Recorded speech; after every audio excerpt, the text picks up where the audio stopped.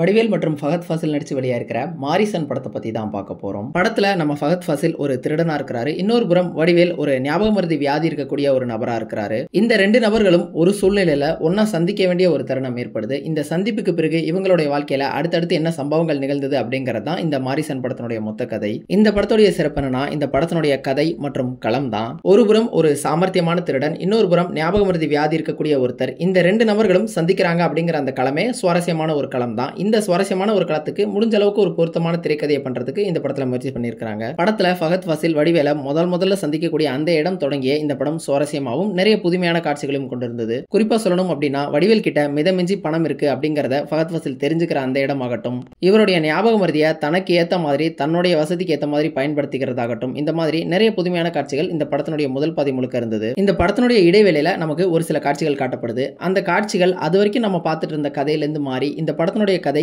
இது கிடையாது, வேறொரு கதை அப்படிங்கிறதுக்கான ஒரு முன்னோட்டமா இருந்தது. அந்த காட்சி ஆரம்பத்துல அதிர்ச்சியாகவும் ஆச்சரியமாகவும் இருந்தாலுமே கூட நாம பார்த்துட்டு இருந்த கதைக்கும் நம்ம பார்த்துட்டு இருந்த படத்துக்கும் இந்த கதை இப்ப அவசியமா அப்படிங்கிற அந்த கேள்வியும் நமக்குள்ள வரவழைச்சது. இடைவேளை தொடங்கி இரண்டாம் பாதி முழுக்க வேறொரு கதையா தான் இந்த படம் நகருது. அதன் பிறகு இந்த கதை இப்படிதான் இருக்க போகுது அப்படிங்கறத நம்மளால யூகிக்கவும் முடியுது. இதுக்கு முக்கியமான காரணம் என்ன அப்படின்னா, இரண்டாம் பாதியில நடக்கக்கூடிய அந்த கதைக்கு ஒரு காரணம் பிளாஷ்பேக்கா காண்பிக்கப்படுது. அந்த பிளாஷ்பேக் அவ்வளவு ஏற்புடையதாகவும் கன்வின்சிங்காகவும் இல்ல. இந்த படத்துல சொல்லப்பட்ட அந்த பிளாஷ்பேக் காட்சிகளை இன்னும் கொஞ்சம் அழுத்தமா சொல்லியிருந்தா இந்த கதையுமே கூட இன்னும் அழுத்தமா வெளிப்பட்டிருக்கும். அதை தவிர்த்துட்டு பார்த்தா இரண்டாம் பாதியிலுமே பெரும்பாலான காட்சிகள் சுவாரஸ்யமாவே இருந்தது. குறிப்பா சொல்லணும் அப்படின்னா, ஃபஹத் ஃபாசில் வடிவேல பின்தொடர மாதிரியான ஒரு காட்சி, அதுக்கப்புறம் கிளைமாக்ஸை நோக்கி நகரக்கூடிய அந்த பயணம் எல்லாமே ஓரளவுக்கு சுவாரஸ்யமாவே இருந்தது. கதாபாத்திரங்களை பொறுத்தளவுக்கு பெரும்பாலான நேரம் திரையை ஆக்கிரமிச்சிருக்கிறது வடிவேலு மற்றும் ஃபஹத் ஃபாசில் இந்த ரெண்டு பேருடைய கதாபாத்திரங்கள் தான். இதுல ஃபஹத் ஃபாசிலுடைய கதாபாத்திரம் ஒரு திருடன் கதாபாத்திரம் தான். இதுல நடிக்கிறதுக்குன்னு பெரிய அளவுல சாத்தியங்கள் அப்படின்னு இல்ல. இது ரொம்ப எளிமையான ஒரு கதாபாத்திரம். அதை எளிமையாவே ஃபஹத் ஃபாசில் நல்லாவே பண்ணியிருந்தாரு. வடிவேலுடைய கதாபாத்திரம் தான் நடிக்கிறதுக்குன்னு நிறைய சாத்தியங்கள் இருக்கக்கூடிய ஒரு கதாபாத்திரம். அந்த ஒரு கதாபாத்திரத்துக்கு என்ன உரிய நியாயத்தை சேர்க்க முடியுமோ அதை வடிவேலு சிறப்பாவே செஞ்சிருந்தாருன்னு சொல்லலாம். பட ஆரம்பத்துல ஃபஹத் ஃபாசில யாருன்னே தெரியாதப்போ வடிவேலு அவர்கிட்ட நடந்துக்கிற விதமாகட்டும், அதன் பிறகு அவங்களுக்குள்ள கொஞ்சம் கொஞ்சமா ஒரு நட்பு, ஒரு அந்யோன்யம் உண்டாகும் பொழுது அப்ப அவர் நடந்துக்கிற விதமாகட்டும், அதன் பிறகு அவருக்கு எப்பெல்லாம் மறதி நோய் ஏற்படுதோ அப்பெல்லாம் அவர் தடுமாறுறது அப்படின்னு வடிவேலு இந்த படம் முழுக்கவே ஒரு நல்ல பெர்ஃபார்மன்ஸை வெளிப்படுத்தியிருந்தாரு. இந்த படத்துடைய ஒரு பெரிய குறையா தோணுனது என்ன அப்படின்னா, பொதுவா மலையாள படங்கள்ல, குறிப்பா மலையாளத்துல வெளிவரக்கூடிய த்ரில்லர் படங்கள்ல பாத்தீங்க அப்படின்னா ஒரு டெம்ப்ளேட் வச்சிருப்பாங்க. பட ஆரம்பத்துல ஒரு சாதாரண குடும்பமா இருக்கும், அல்லது ஒரு ரெண்டு சாதாரணமான கதாபாத்திரங்களுக்குள்ள நடக்கக்கூடிய கதையா ஆரம்பிக்கும். ஆனா அந்த கதை நகர நகர பாத்தீங்க அப்படின்னா நம்ம எதிர்பார்த்துட்டு இருந்த அந்த கதை அதுல இருந்து முற்றிலுமா மாதிரி வேற ஒரு கதையை நமக்கு சொல்லுவாங்க. அது வரைக்கும் நீங்க பார்த்துட்டு இருந்த கதை இந்த படத்தினுடைய கதை கிடையாது அப்படிங்கறத ஒரு திருப்பத்தின் மூலியமா வெளிப்படுத்துவாங்க. இந்த டெம்ப்ளேட்ல நம்ம பல படங்கள் மலையாளத்துல சமீபத்தில் வெளியாகிட்டு இருக்குது. குறிப்பா சொல்லணும் அப்படின்னா கிஷ்கிந்த காண்டம், சூக்ஷ்ம தர்ஷினி இந்த மாதிரியான படங்களை சொல்லலாம். இப்ப கிஷ்கிந்த காண்டம் படத்தை எடுத்துக்கிட்டோம் அப்படின்னா அதுல கதாநாயகனுடைய அப்பாவுக்கு ஒரு மறதி நோய் ஒன்று இருக்கும். அதன் பிறகு அந்த துப்பாக்கி எப்படி தொலைஞ்சு போனது, அந்த குழந்தையினுடைய மரணத்துல என்ன ஒரு மர்மம் இருக்கு அப்படிங்கிற மாதிரி அந்த கதையை நகர்த்திருப்பாங்க. இதுல கதாநாயகியோட வேலை என்ன அப்படின்னு பாத்தீங்கன்னா, அந்த மர்மத்தை கொஞ்சம் கொஞ்சமா துப்பறிஞ்சு ஆடியன்ஸ்க்கும் அந்த கதாநாயகனுக்கும் சொல்றதுதான். இந்த படத்துல அந்த கதாநாயகனுடைய கதாபாத்திரமே பாத்தீங்க அப்படின்னா அந்த ஒரு காரணத்துக்காக மட்டும்தான் வடிவமைக்கப்பட்டிருக்கும். அந்த இடத்துல அவர் அந்த இரண்டாவது கல்யாணம் பண்ணல அப்படின்னா கூட அந்த கதை நகரும். வேற ஒரு கதாபாத்திரம், உதாரணமா ஒரு போலீஸ் கதாபாத்திரத்தை வச்சு கூட அதை நகர்த்திருக்க முடியும். அடுத்ததா பாத்தீங்க அப்படின்னா, இந்த படத்துல கதாநாயகனுக்கு எல்லா உண்மையும் தெரியும். தன்னுடைய அப்பாவை பத்தியும் தன்னுடைய மகனுடைய மரணத்துல என்ன மர்மம் இருக்கு அப்படிங்கிறதும் எல்லாமே கதாநாயகனுக்கு தெரியும். ஆனாலும் பாத்தீங்க அப்படின்னா தன்னுடைய மனைவி கொஞ்சம் கொஞ்சமா எல்லாத்தையும் கண்டுபிடிக்கும் போது பாத்தீங்க அப்படின்னா அவர் எந்த உண்மையும் மனைவி கிட்ட சொல்லவே மாட்டாரு. அமைதி காத்துட்டே இருப்பாரு. அமைதி காத்துட்டு தன்னுடைய மனைவியை எல்லாத்தையும் முழுசா கண்டுபிடிக்கட்டும் அப்படிங்கிற மாதிரி விட்டுருப்பாரு. இப்போ அவர் ஏன் தன்னுடைய மனைவி கிட்ட அமைதி காத்தார் அப்படிங்கிறதுக்கு எந்தவித காரணமும் இருக்காது.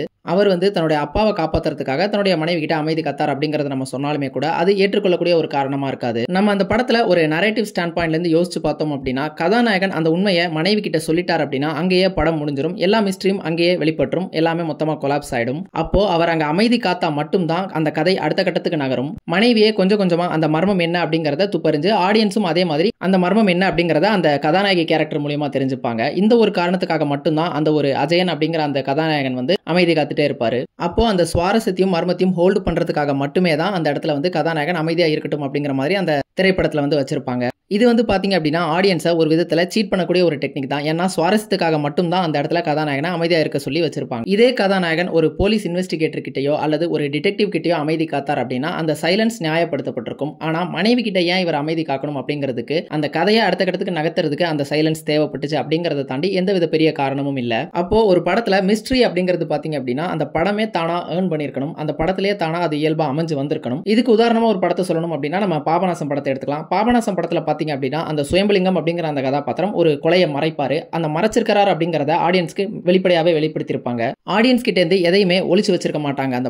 அந்த படத்துல மிஸ்ட்ரி இல்லையா அப்படின்னா அந்த படத்துலயும் கண்டிப்பா மிஸ்ட்ரி இருக்கு. ஆனா ஆடியன்ஸ் கிட்ட இருந்து எதையுமே ஹைட் பண்ணிருக்க மாட்டாங்க. எல்லாத்தையுமே வெளிப்படையா வச்சிருப்பாங்க. ஆனா அந்த மிஸ்ட்ரியை ஆடியன்ஸ் எப்ப தெரிஞ்சுக்கணும் அப்படிங்கறத அந்த எழுத்தாளர் தான் முடிவு பண்ணிருப்பாரு. அதை அந்த திரைக்கதை ஆசிரியர் எப்ப நினைச்சாரோ அந்த நேரத்தில் தான் ஆடியன்ஸும் உணர்ந்திருப்பாங்க. அதுதான் ஒரு நல்ல திரைக்கதையா இருக்கும். அதே நேரத்தில் ஒரு நேர்மையான திரைக்கதையாகவும் இருக்க முடியும். இதை ஏன் இப்போ சொல்லிட்டு இருக்கேன் அப்படின்னா, இந்த மாரிசன் படத்திலையும் பாத்தீங்க அப்படின்னா முன்னாடியே சொன்ன மாதிரி அந்த ஒரு டெம்ப்ளேட்குள்ள சிக்கின ஒரு படம் தான் இதுவும். இந்த படத்துடைய ஆரம்பத்தில் வடிவேலுக்கு மறதி நோய் இருக்கிற மாதிரி காட்டியிருப்பாங்க. படத்தினுடைய ஃபர்ஸ்ட் ஹாஃப்ல இருந்து படம் முடிகிற கொஞ்ச நேரத்துக்கு முன்னாடி வரைக்குமே இவருக்கு மறதி நோய் இருக்கு அப்படிங்கிற மாதிரி தான் சொல்லியிருப்பாங்க. செகண்ட் ஹாஃப்ல தான் அது இல்ல அப்படிங்கறத நமக்கு தெரியப்படுத்திருப்பாங்க. அப்போ படம் முடிஞ்சு நம்ம யோசிச்சு பார்க்கும் பொழுது இவர் ஏன் படம் ஆரம்பத்துல இருந்தே அப்போ மறதி இருக்க மாதிரியே நடிச்சுக்கிட்டே வந்தாரு அப்படிங்கிற அந்த கேள்வி நமக்குள்ள கண்டிப்பா எழுது. அப்போ உண்மையிலே இவருக்கு மறதி நோய் இல்ல அப்படின்னா ஃபஹத் ஃபாசில் என்ன ஒரு காரணத்துக்காக இவர் கூட பழகுறாரு, அவருடைய பணத்துக்காக தான் பழகுறாரு அப்படிங்கிறதும் வடிவேல் கதாபாத்திரத்துக்கு தெரிஞ்சிருக்கும். தெரிஞ்சும் கூட அவர் கூட ஏன் பயணிச்சார் இப்படிங்கிற மாதிரி பல கேள்விகள் வரும். இந்த கேள்விகளுக்கெல்லாம் எந்தவித காரணமும் இல்ல. வெறுமனே வடிவேலுக்கு இந்த படத்துல மறதி அப்படிங்கிறது பாத்தீங்க அப்படின்னா சுவாரஸ்யத்துக்காக சேர்த்த ஒரு கான்செப்ட் மாதிரி தான் இருக்கும். இது ஒரு வகையில சுவாரஸ்யத்துக்காக பார்க்கக்கூடிய பார்வையாளர்களை ஏமாத்தக்கூடிய ஒரு உத்தி மாதிரி தான் எனக்கு தோணுச்சு. இந்த ஒரு போக்கு சமீப காலமா பாத்தீங்க அப்படின்னா மலையாளம் த்ரில்லர் படங்களை நம்மளால தொடர்ந்து பார்த்துட்டே இருக்க முடியுது. மொத்தத்துல இந்த மாரிசன் ஒரு சில குறைகள் இருந்தாலும் கண்டிப்பா ஒரு சுவாரஸ்யமான படம் தான். ட்ரை பண்ணி பாருங்க.